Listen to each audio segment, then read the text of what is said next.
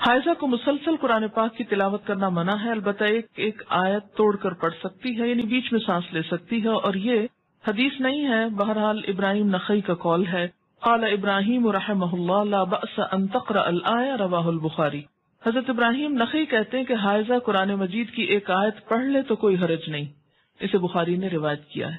یعنی اس معاملے میں علماء اور فقہاء کے درمیان اختلاف ہے، بعض کہتے ہیں کہ آیت میں سانس لے لے بیچ میں، کٹھی نہ پڑھے، اور بعض یہ کہتے ہیں کہ اگر پڑھ لے تو حرج کوئی نہیں ہے، کیونکہ کسی صحیح حدیث میں منع نہیں کیا گیا۔ ایک روایت ملتی ہے مگر وہ ضعیف ہے۔ حائزہ قرآن مجید کو ہاتھ نہ لگائے، اگر پکڑنا ضروری ہے تو کپڑے سے پکڑنا چاہیے، یعنی عربک ٹیکسٹ جو ہے اس کو ٹچ نہیں کریں۔ کان ابو وائل رضی اللہ عنہ یرسل خادمہ وہی حائز الی ابی رزین فتأتیہ بالمصحف فتمسکہ بعلاقتہ رواہ البخاری۔ حضرت ابو وائل رضی اللہ عنہ اپنی خادمہ کو حالت حیض میں ابو رزین رضی اللہ تعالیٰ عنہ کے پاس قرآن مجید لانے کے لیے بھیجتے، اور وہ قرآن مجید کا نیفہ پکڑ کر یعنی کپڑا پکڑ کر لا دیتی تھی۔ اسے بخاری نے روایت کیا ہے، یعنی غلاف سے پکڑ لیتی تھی۔